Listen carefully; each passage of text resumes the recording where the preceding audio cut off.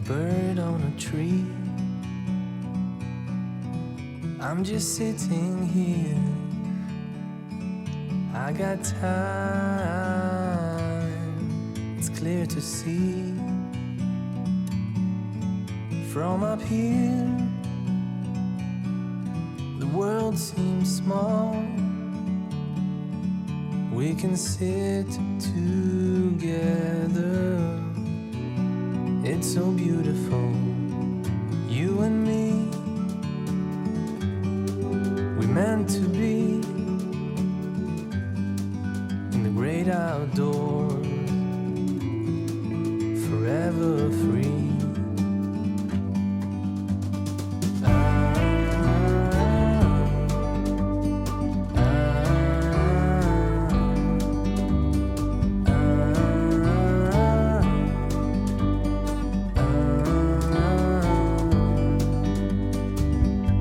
Sometimes you need to go and take a step back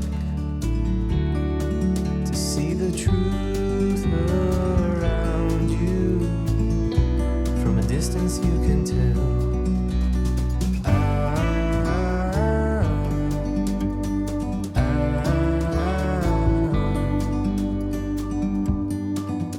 You and me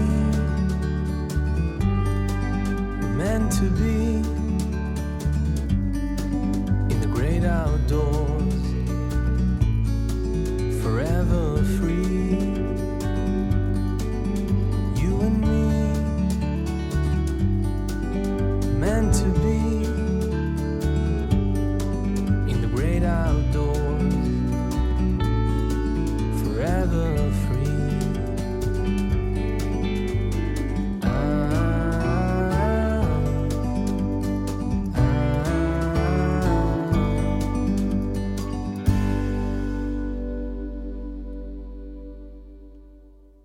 같습니다. 어쨌든 간에 전통이냐 새로운 그 변형의 이런 시도냐 이것이 계속 고민이 되는 것 같습니다. 예.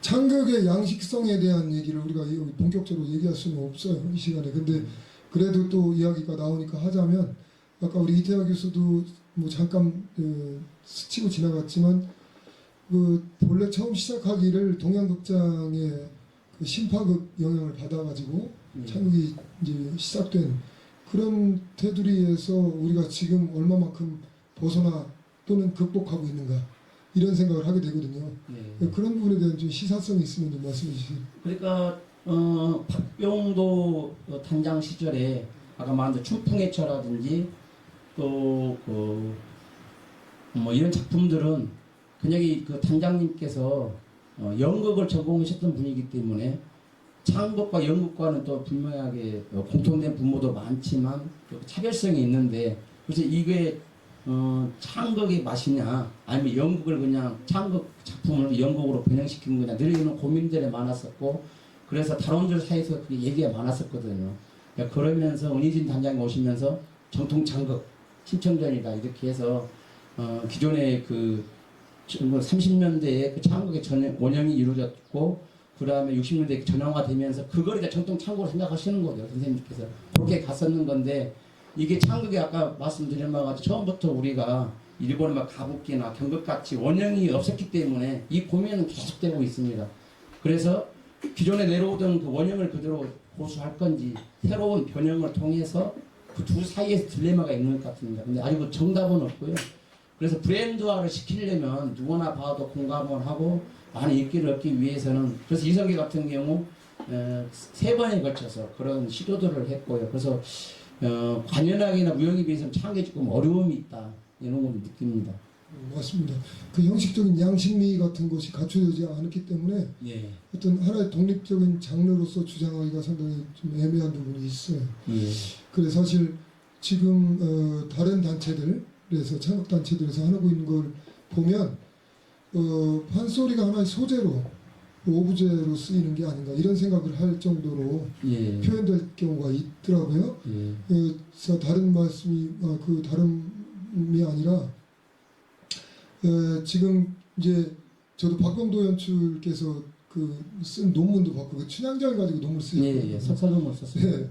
그 작품도 그때 봤는데 그때 당시에 지금 말씀처럼 관현악 편제로 다 바꾸고 예. 그리고 굉장히 스피디하게 막 굉장히 예. 빠르게 진행시켰거든요. 그걸 그리고 이제 무대 위에서 벌어지는 형상들이 정말로 좀 연극적인 그 탄탄함 예. 이런 것들이 있어서 그때 당시에 굉장히 대단한데 멋있는데 이런 호평을 받았던 걸로 기억을 해요. 근데 이제 그런 것들이 예를 들면 90년대에 다 들어서서 관현악으로 모든 것을 다 이제 반주 내진 연주를 창극에서 해서 대형화시키는 과정들. 네. 그러니까 창극도 대극장에서 관현악 반주로 대형화하는 거. 그래서 세트도 당연히 더 대형화되고.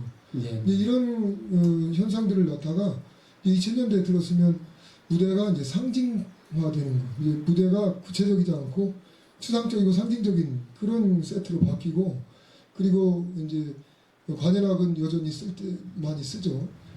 그런데 거기에서 계속해서 우리가 놓치고 있는 게 뭘까 이런 생각을 개인적으로 해보거든요. 그렇기 때문에 대개 박병조 선생님이 연출했던 작품들의 일반적인 평가는 스케일은 좋은데 디테일이 약했다 이런 부분이거든요. 그래서 모든 걸 관현악으로만 하다 보니까 연극의 관점에다 중심을 두다 보니까 놓치는 부분이 있는데 수성가락을 활용해서 또 연극적인 부분도 또 어떤 대사도 그 전통 판소리의 안일의식이 있잖아요. 이런 걸 잘 이렇게 해서 물론 전달력은 제대로 돼야 되겠지만 이런 고민을 어떻게 좀 풀면 좋을까. 근데 기존에 지금 창극 연출한 선생님들이 전부 연극을 하셨던 서양의 그 예술 양식을 들어와서 그대로 창극에 접목을 했던 분들이기 때문에 그렇지 말고 판소리를 전공을 해서 판소리 여법으로 창극을 가야 된다. 그리고 어떤 이런 그 판소리나 창극의 전용 극장도 필요하고 이런 것들을 전주나 아니면 고창이나 이런 데서 좀 고민을 하고 있습니다. 저희들 고창에서도요. 예. 맞습니다. 그 양식성이라고 한 건 아까 우리 앞 시간에도 얘기했지만 공연 환경, 공연이 벌어지는 거 환경을 어떻게 조성하느냐에 따라 거기에 대한 몹짓과 태도와 눈빛과 예. 이런 게 전달력이 바뀌잖아요. 예. 그래서 전원극장에 대한 고민은 단지 그냥 극장 하나를 더 짓는다는 것보다는 그 예술성을 어떻게 구현시킬 것인가에 대해서 고민하는 가운데 추진되는 게 좋을 것 같아요. 1999년도에 그 마당창극 비가비명장 관삼적이라고 하는 작품이 어떤 콘소시엄 태양 무대식 공연이 아니고 열린 구조 속에서 이렇게 둥그런 무대를 만들어 가지고 그 등퇴장을 뭐 사방에서 이렇게 하면서 또 관객과의 어떤 호흡 이걸 통해서 굉장히 좋은 시도했었거든요. 작품이 또 의미도 있었고 그게 뭐 소리축제 때도 무대에 올려졌었고 또 여러 지역도 순회했던 작품이었는데요. 요것이 한번 저희들이 판소리 전형을 추구하는데 많이 참고해볼 만한 작품이다 저는 그 생각을 합니다. 네. 마당의 원리를 통해서 이제 열린 구조의 예. 극장 그리고 이제 우리 전통 민속에서 벌어졌던 판의 느낌 이런 것들을 활용하는 것도 하나의 방법이라고 생각이 듭니다. 그 초창기 예. 우리 전북도립 입창극단의 초창기 스타 배우가 어떤 분들이 계셨죠? 주연을 맡았던 분들?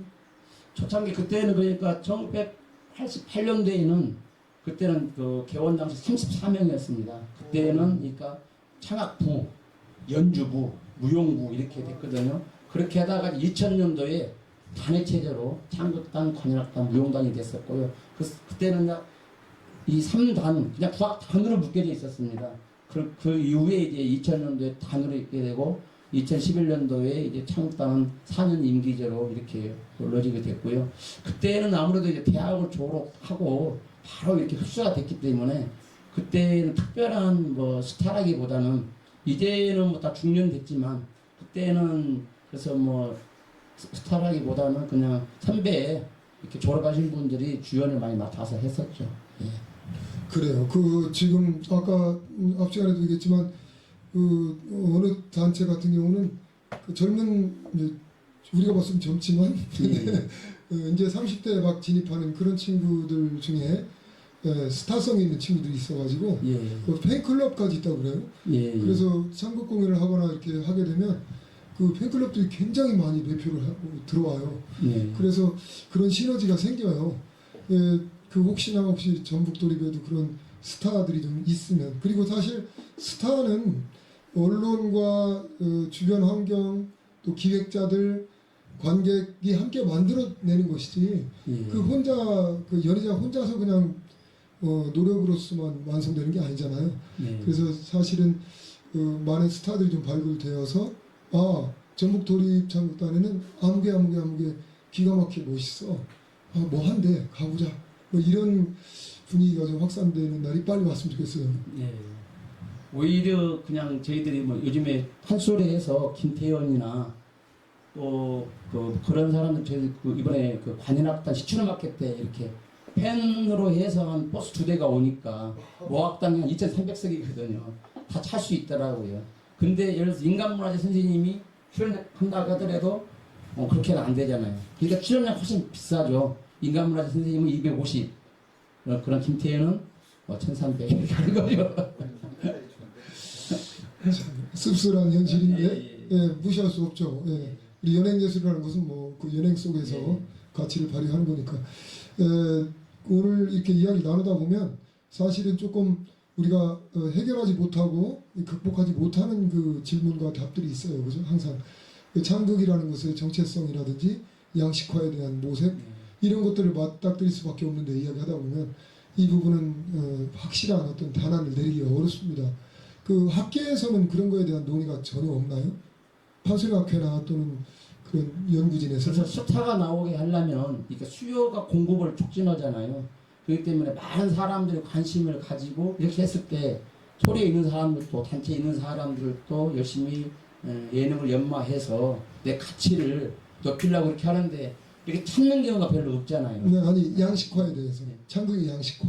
창극 양식화에 대해서는 사실은 그러니까 공연평가도 해보고 이렇게 하는데 일회성으로 많이 끝나는 것이 조금 아쉽습니다. 이게 피드백이 돼서 공연평가에서 전문가들이 이 작품이 이런 점에 부족했다. 그러면 그 작품을 다음에 이렇게 정선해서 보강해서 이렇게 무대에 올려야 되는데 그냥 이렇게 절차로 그냥 끝나고 또 당장 바뀌면 또 새로운 작품을 또 하기 때문에 이게 계속 되풀이되는 부분이 있고 그래서 우리가 엄밀하게 얘기해 봅시다. 현실적으로 사실은 아까 그 말씀 속에서 이제 공모제를 하게 되니까 그 자신의 어떤 그 계획, 작품 계획 그리고 어떤 미학적 추구의 방향성 이런 것들을 심사한다고 하지만 사실은 뭐 그 부분이 작용하기보다는 오시는 거잖아요. 그렇죠. 네, 이렇게 오시면 그분이 사실 그런 계획은 뭐 그닥 작품에 실질적으로 반영된다기보다는 그건 구실에 불과하고 오히려 작품에 대한 어떤 진정한 연구나 지향점들은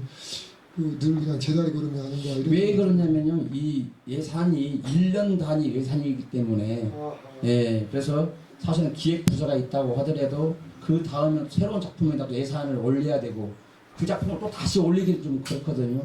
그리고 단장도 색깔을 내야 되고 그러다 보니까 그걸 계속 되풀이하는 그런 아쉬움이 있고 그래서 좋은 작품이다 이것이 조금 이렇게 어려운 점이 있다는 부분입니다. 그렇군요. 우리가 이제 자본주의 사회에 살면서 그 많은 사람들 관객들이 많이 들어와서 뭐 꼭 돈을 번다기보다는 매표를 또 많이 해야 되고 뭐 이런 것들이 특히 기관장에 대한 평가로 이어지고 그 평가가 이어지고 하니까 기관장들은 부임을 해갖고 오면 예술적 그 취향이나 예술적 지향도 있지만 현실적인 그런 평가에 또 민감하고 이런 것들이 발목을 잡아서 제자리 걸음 시키는 경우도 많이 보았거든요. 이런 관리단체에 있으면서 계속 고민이 공연의 유료화 부분이거든요. 아까 이제 20세기에 돌아가서 원각사가 생기고 그러면서 그 전에 19세기의 판소리는 일반 부호들이나 양반들을 초대해서 전적으로 그분이 다 지원해 주는 것으로 돼 있었는데 서양식 이런 극장이 오면서 일반 대중이 표를 사서 이제 공연을 관람하는 체제가 이제 어떤 근대식 공연 양식으로 바뀌는 거잖아요. 근데 지금 이게 관리단체가 되다 보니까 관에서 해서 창극을 하나 올렸는데 1억에서 보통 1억 5천입니다. 인건비 빼고. 그러면은 정기 공연에 한해서만큼은 단 뭐 돈 10,000원이라도 받아야 되지 않겠냐. 그런 고민들을 늘 하고 있는데 그런데 이제 지방의회 이런 의원분들이 또 그 반대를 하거든요. 이런 구조적인 부분에서 필요성은 느끼는데 저희가 또 정기 공연 정도는 뭐 한 10,000원 정도, 5,000원 정도는 받아야 하지 않을까 그런 생각을 하고 있습니다. 지금 우려를 하고 있거든요. 좋네요. 저는 오히려 그게 좋다고 생각해요. 그게 그냥 무료니까 좋다 그게 아니라 국공립기관이 해야 될 어떤 임무, 예. 책무 그것은 사실 매표를 많이 하냐 못하냐 그게 중요한 게 아니라 작품에 대한 치열함, 예. 작품에 대한 추구성 거기에서 승부가 더 크다. 그러니까 국공립기관인데 오히려 아까 그 개인 협력사처럼 민간에서 하는 것만 못하다 내지는 민간에서 하는 거하고 다를 게 없다 이렇게 평가받으면 참 골치 아프거든요. 예. 국공립기관과 민간에서 다른 것은 단 그거죠. 홍보력과 그리고 조직 구성원들이 대규모인 거 예. 그리고 다 갖춰져 있는 거. 민간에서는 다 갖춰져 있지 않고 규모가 작고 홍보력도 떨어지고 이런 것들을 좀 단순 비교해보면 오히려 지금 국공립기관 단체들이 자기 장르 예술에 대해서 얼마만큼 치열하게 하는가.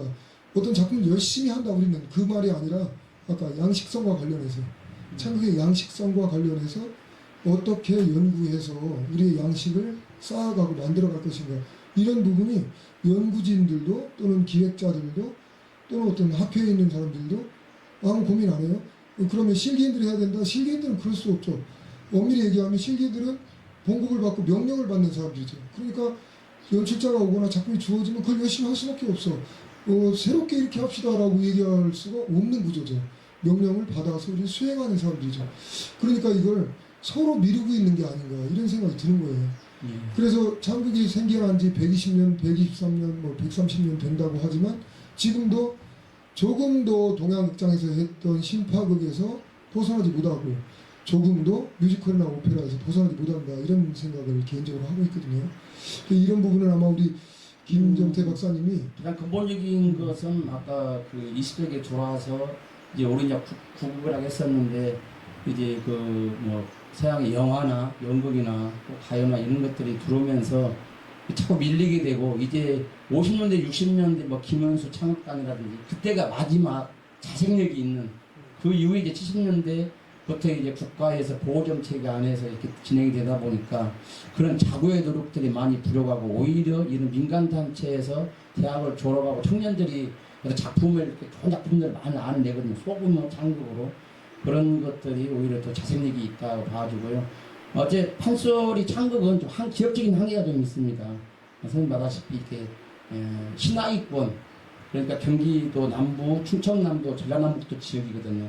그 창극을 하신 단체가 총 우리나라 8개 단체인데 국립창극단, 충남에는 단체가 없어요. 전라북도에 3개 단체가 있습니다. 그 전라북도의 국가원의 창극단, 국립미술 국가원의 창극단, 또 남을시립, 정읍시립 창기 가능하거든요. 4개 단체가 8개 단체 중에 전라북도에 그 다음에 전남 광주 지역에서 광주 시립 창극단, 전남 도립, 그거는 이제 물론 그 국악단 내에 창극부죠. 하지만 창극이 가능하니까. 그래서 총 8개 단체가 있는데 이 충청남도 지역이 중국계 본산지이고 또 최선달의 후손들이고 충청남도에 창극을 할 수 있는 그런 단체가 빨리 생기기를 좀 희망하고 있습니다. 그러게요. 힘 좀 써주세요. 창극단은 고사하고 그 충청남도는 충남 도립국악단이라는 게 있어요. 예. 있긴 있는데 이게 어떤 연유인지 너무 앞서간 것 같아. 왜 중앙으로 집결시켜 놓지 않고 시군으로 이렇게 배속을 시켰어요. 그래서 천안시에는 예. 충남 도립 천안 국립국악관현악단이 있어요. 한 4, 50인주. 예. 그리고 부여에 예. 충남 도립 부여 국립 무슨 국악단이 있고 거기는 이제 각 장르별로 다 있었고 한 4, 50명 되는 규모로 돼 있고 예. 그리고 공주에 교육을 미션으로 하는 공주 연정시립국악단 네. 국악단 연주 자체가 바뀌었어요. 국악단 국악단이 있고 그렇게 존재하는데 근래에 들어서는 공주에서는 교육이 아니라 우리 공연해야 된다 이런 분위기가 일어가지고 공연을 하는데 인원이 정규 인원이 티오가 11명이에요. 예. 11명 가지고 공연이 될 수가 없죠. 3회육각에다가 하나 더 얹으면 땡 끝나. 그러니까 창악부 자체는 없어요. 또 성악부가 뭐 민요가 됐든 가곡이 됐든 판소리는 고사하고 그렇게 되어 있고 그래서 창극은 고사하고 지금 충남도 같은 경우는 뭐랄까요 집약적인 작업이 안 된다. 그러니까 우리가 국악이라고 하는 장르가 장르를 다 떠나서 국악이라고 하는 음악이 좀 많이 활성화되어 있고 그리고 기반이 튼튼하다면 이 쪼개가지고 각 시군별로 또는 면동별로 쭉 있으면 좋죠. 그래서 경쟁하면서 커나가면 좋은데 그게 아니라 기반이 아주 취약한데 그걸 흩어놓고서 질적인 발전을 도모하면 잘 안 되는 것 같아요. 그게 이제 사실 근본적인 이유는 충남도가 이 시군과 결탁한 거라고 저는 생각하는데 예산을 서로 적게 드리려고 하는 판단이죠. 도에서 70% 예산을 주고 그리고 시군에서는 30%를 내요. 그리고 우리가 유치하고 있어요. 이런데 저도 이렇게 다녀보니까 가서 구경을 해보면 매우 정체되어 있다 이런 느낌이 듭니다.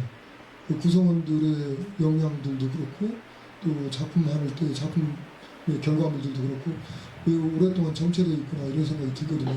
근데 그런 것은 오히려 애초에 의도를 어떻게 했건 간에 시군별로 찢어서 하면서 뭔가 시너지가 생기는 걸 도모했겠지만 우리 지금에 오면 행정편의 위주로 예산 줄이기 위주로 이렇게 되어서 결과물인 예술성은 매우 좀 취약해지고 있지 않나 이런 생각이 들어요. 예산은 많이 늘었는데요. 예산은 많이 늘었는데 오히려 작품의 완성도나 예술성이나 이런 부분은 오히려 조금 더 미흡하다 좀 전반적으로 그렇게 좀 보여집니다. 그렇죠. 그 이유 중에 하나가 저는 아까 전북 도립 국악원이 처음 생길 때 교육 목적으로 그러니까 시민들을 상대로 또 전문가 육성을 위해서 교육을 먼저 이렇게 생각하면서 설립했다고 했잖아요. 그런 부분이 기본 베이스를 튼튼히 하는 과정이라고 생각하거든요. 그러면서 그거 뭐 10년 후에 전속 예술단이 생긴 게 아니라 바로 또 생겼잖아요.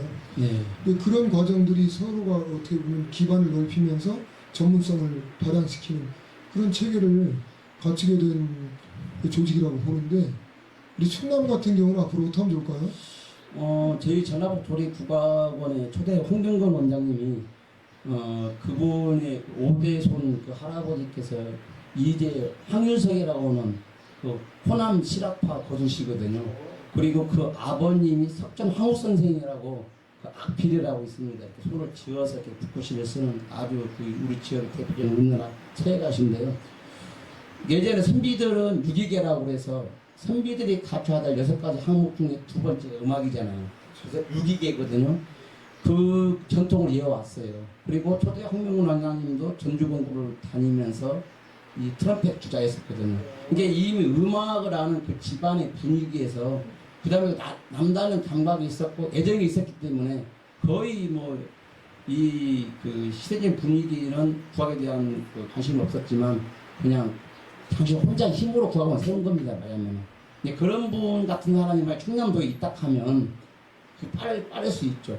그래서 헌신했을 때 이게 세워질 수 있는 분위기다. 분위기 자체가 또 모아져서 하기는 어렵겠다. 근데 지금 90세 정도 되시거든요. 초대 홍명훈 원장님이. 그런 헌신적인 노력이 있었기 때문에 저희들이 그런 은혜로 인해서 지금 이렇게 국악이 그나마 이렇게 전속할 수 있었고 진흥 발전시킬 수 있었다. 그래서 충남도에서도 문화예술에 전통예술에 좀 관심 있는 분이 이렇게 나서서 힘을 같이 모아야 하지 않겠냐 싶습니다. 그 자산 흠토 자체는 충남도는 충분하다. 특히 그 예를 들어서 조선 창극사의 90명 중에 중고제 명창들이 근 8명 될 겁니다. 10명 한 20여 명 되더라고요. 20명 전담보다 더 많죠. 그렇죠. 예. 그래서 그게 그런 그 역사적 근거뿐만 아니라 지금 충청남도나 대전광역시 같은 경우는 그 시세나 도세가 커요. 인구도 전라북도보다 많거든요. 그리고 또 세수도 더 많아요. 그러니까 돈이 많다고 상대적으로. 그런데도 불구하고 음악예술 또는 뭐 이런 고전예술 이런 데에다가 관심이나 투자하는 것은 매우 좀 약한 것 같아요. 다행히 우리 저 서용석 교수님 계신 대전시립연정국악단 맞나요? 국악원? 네, 국악원 아버님 단. 대전시립연정국악단 같은 경우도 그 서구 둔산동이라고 아주 잘 나가는 강남 동네에다가 크게 멋지게 지어놓고 관현악단도 있고 또 관현악단 없어요. 단으로 되어 있어요. 그러니까 한 단. 관현악단 한 단. 아니 국악단. 아 국악단 국악단에 그냥 연주단체, 연주부가 파트요. 있고 파트견이 아주 그런 그렇군요. 전국 도립국악원의 그 우리가 1986년도에 국악단 내에 창국부, 연주부, 무용부가 있었듯이 식이죠. 그런 단체거든. 그게 지금 관현악단은 저 몇 명이나 되죠? 인원은 많죠. 그러니까 분리해도 충분한데 몇 명이나 돼요? 한 50명 되죠? 55명. 55명? 전국에서 국악 관현악단만 해도 3명이에요. 3이나 돼요. 대단하네요. 그리고는 이제 나머지 장르는 뭐가 있어요? 이게 성악, 무용. 성악은 뭐가 있어요? 성악은 판소리, 경기민요, 정가, 오, 다 있네. 경창, 둘씩. 오, 다 아니 둘씩. 둘씩. 그리고 이제 무용단, 무용 열쇠. 무용 13명. 전통 무용을 위해 정제 무용. 이런 얘기하면 이제 김정태 박사님 때문에 혼날 얘기지만 예. 제가 참 팔은 안으로 굽는다고 굽어봤자 힘이 없네. 아니 어딜 가면 관현악, 기악은 그렇게 많아. 그리고 아주 티오를 꽤 많이 떼는 것을 당연한 걸로 알고 하거든요. 좀 기가 막혀요. 그게 어떻게 전국이 다 통일될 수 있어 그렇게? 전주만큼은 예를 들면 소리의 고장이니까 소리 티오가 많아야지. 그래갖고 소리를 위주로 하는 그런 작품들이 막 특징적으로 개발돼 버리고. 그래서 와 저것들 맨 밥만 먹고 소리만 질러. 이런 소리가 나와야 전주의 소리의 고장 이렇게 소리 축제 뭐 이런 거 아니? 네, 근데 나 놀랍네. 대전 시립연정국악단에 그 관현악 파트가 55명이나 돼요. 그렇죠. 와, 그러니까 그럼 대전에서 진짜 많이 하네. 국악에. 아니 비효율적이고 비능률적이기도 하다고 봐요. 그러니까 악단이 발전하는 거는 관현악단, 창극단, 무용이라는 이제 장르별로 발전해서 창극단을 만들어서 성악을 이만큼 얻을 것이냐. 근데 대표적으로 국립국악원의 민속악단은 뭐냐는 거죠. 그냥 전통 가무악단이죠. 가무악에 함께 있는 가무악단. 그러니까 전통 가무악단을 형태를 할 것이냐. 서양음악처럼 합창단, 무용단, 합창단, 오케스트라 있듯이 관현악단, 우리는 합창단이 없으니까 창극단. 창극단은 되게 판소리만 모이죠. 그리고 경기 도립은 아무데도 안 보고 경기민요만 보고 있고 거기는 그런 식으로 이제 창극단, 무용단, 풍물단 이렇게 장르별로 갈 것이냐. 근데 우리나라는 특이하게 전통 가무악단이 있어요. 그게 어디냐면은 국립국악원 민속악단, 아까 말한 부여군 충남국악단, 전북도립 전남도립국악단, 거기도 악가무가 혼재되어 있는. 그러니까 우리는 그 문제에 대해서 국악을 어떻게 할 것이냐. 그래서 저 같은 경우는 전통 가무악단이 있고 장르별로 국악관악단, 창극단, 무용단이 있고 그리고 이 양태를 고민해 볼 필요가 있다고 저는 생각합니다. 선생님 어떻게 생각하세요? 앞으로 제가 원장이 돼가지고요. 네, 꼭 바꿔주십시오. 예. 네, 희망사항이죠 사실은. 약간 뭐 정치적인 그런 영향력이나 또 지역 사람들의 그런 많은 도움이 필요하죠. 그렇게 해서 창극단이 지금 27명인데 아까 말씀드린 97년도 체제니까 적어도 한 국립국악원, 국립창극단 수준으로 한 45명, 관현악단 70명, 무용단도 한 50명 이렇게 해서 창극단 내에 수선 관주팀도 있고 그렇게 해야 될 것 같습니다. 지금 전북이나 전주시가 돈이 많아요. 그 티오 하나 늘린다고 뭐 1년에 뭐 1억 줍니까? 1억, 연봉 1억도 안 되는 그 티오 10개 늘려봤자 10억인데 그게 뭐가 이렇게 아까워. 사실은 10억 정치권에서 쓰는 돈으로 치면 정책 개발비도 안 돼. 그렇잖아요. 그래서 우리가 힘이 없어서 그렇죠. 우리가 힘이 없고 이런 연구자들을 더 많이 육성해가지고 막 이런 연구자들이 뭐 논문 계속 쓰고 칼럼도 내고 언론에다가 막 얘기를 하고 그렇게 해가지고 국이라도 이렇게 해야 되는데 너무 답답하다. 전북이 답답한 게 아니라 충청도가 답답합니다. 예를 들면 각 시도별로 광역 시도별로 오페라단, 무슨 도립 오페라단, 시립 오페라단 이거는 너무 당연하게 생각돼요. 그럼 지금은 심지어는 뮤지컬단을 만듭니다. 뮤지컬단. 근데 창극단 이러면 뭔 창극단? 이렇게 정말 아직도 인식들이 너무 약해서 우리가 정말 힘을 길러야 된다. 너무 답답하고 다른 한편으로는 지난번에도 말씀드렸지만 전북도립에서 국악원을 만들고 창극단 해나가고 하는 걸 보면 그런 교육체계라든지 또 연구 부서가 있는 것, 그리고 이제 실제로 전속 예술단이 예술 작품을 생산하는 것, 이런 세 가지의 박자를 맞춰가지고 지속적으로 가니까 일정 정도 전주는 하나의 틀을 꽉 잡고 있는 거 아닌가. 그래서 그리고 창극연구원 뭐 이런 식으로 해서 크게 해서 이쪽에 이제 그런 판소리나 창극이나 연구할 수 있는 그런 기관을 하나도 만들 필요가 있고, 아니면 전용 창극 뭐 그런 공간, 전주가 어려우면 고창에서라도 그렇게 해서 그 지역 중재 정치적인 것이 필요할 것 같습니다. 그래서 그 배경 자체가 토양이 있어야 되고요. 그 얼마든지 가능성 있는 말씀 같아요. 왜냐하면 지금은 문화 선점 시대이고 문화의 어떤 컨셉트를 굉장히 강조하잖아요. 그래 콘텐츠를 만들려면 컨셉이 있어야 되는데 그 컨셉을 어떻게 만드느냐에 따라. 근데 지금 선생님 말씀 들어보면 귀가 번쩍하는 게 뭐냐면 창극을 연구하고 집적시키고 그리고 새로운 생산을 해내가는 전문적인 기관 이런 것들이 전국적으로 한두 개라도 존재한다면 창극에 대한 연구 그리고 집적이 가능하겠구나.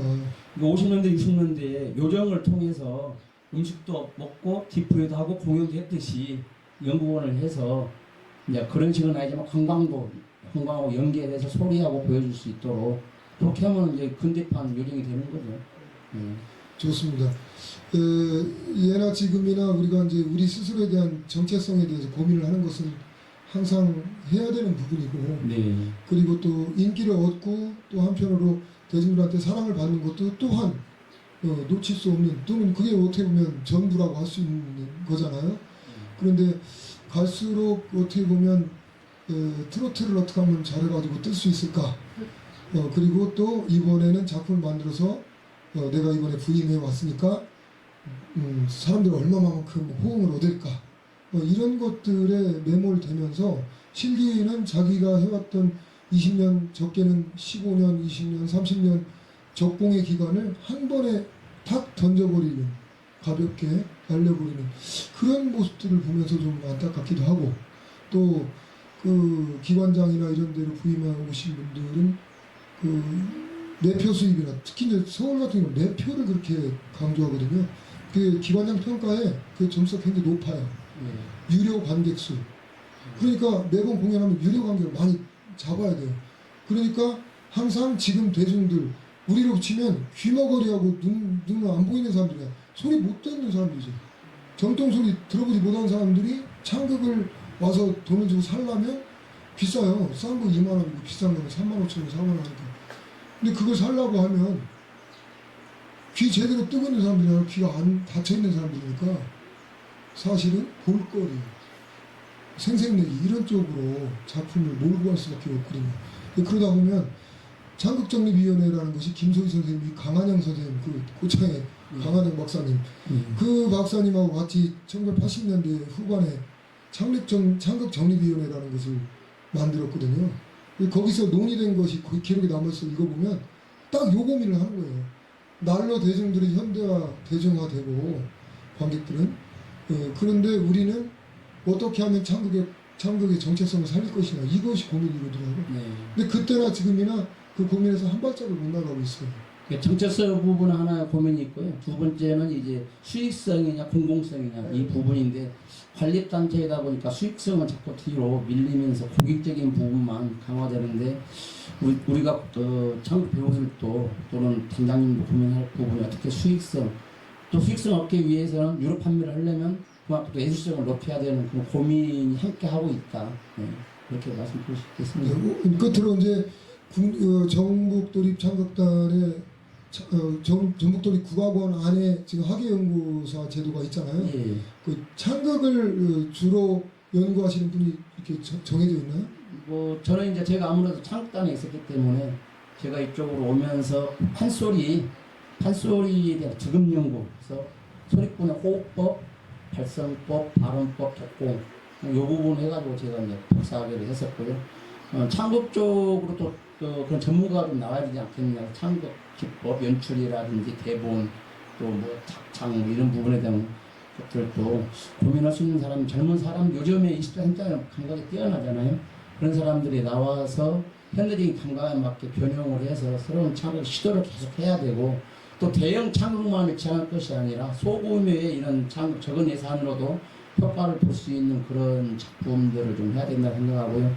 이번에 저희들이 국창에서 한 4천만 원 정도 해서 병강세가를 한번 우리가 요즘 세대에 맞게 그 병강세가 여러 여인들이 나오잖아요. 요거를 오늘의 감각에 맞춰서 이렇게 한번 창극으로 한번 새롭게 만들어 보려고 지금 준비를 하고 있습니다. 그런 것들이 이런 관리단체에서도 많이 주고 기획 공연으로 해서 많이 작품이 나왔으면 좋겠다, 그런 소망을 가져봅니다.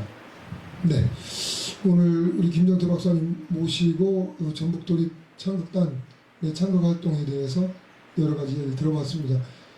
지금 우리가 이야기를 나눠봐도 사실 확실한 단안을 내리기는 어려운 상황이고요. 예, 저희가 이제 이번에 그 조용자 단장님이 올해 임기가 만료가 되거든요. 그래서 아마 9월 달에 이렇게 공개 경쟁 모집을 하게 되면 4년을 이끌 새로운 단장을 또 이렇게 선발을 하거든요.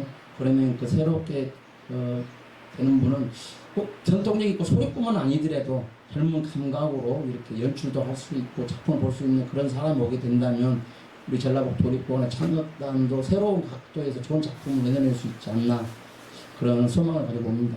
네, 좋은 분들과 함께 좋은 기획을 통해서 우리 창극의 또 새로운 면모 또 본질을 찾아가는 그런 노력들이 함께 이루어지기를 빌겠습니다. 오늘 나와주셔서 감사합니다. 네, 감사합니다.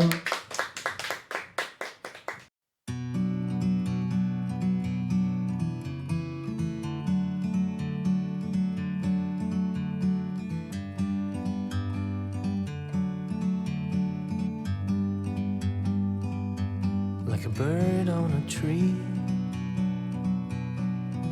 I'm just sitting here. I got time, it's clear to see. From up here, the world seems small. We can sit together. It's so beautiful, you and me. We meant to be in the great outdoors, forever free.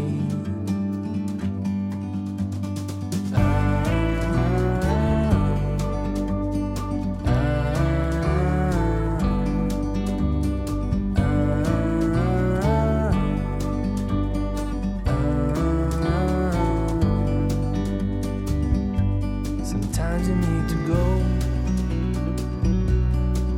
and take a step back to see the truth around you. From a distance you can tell.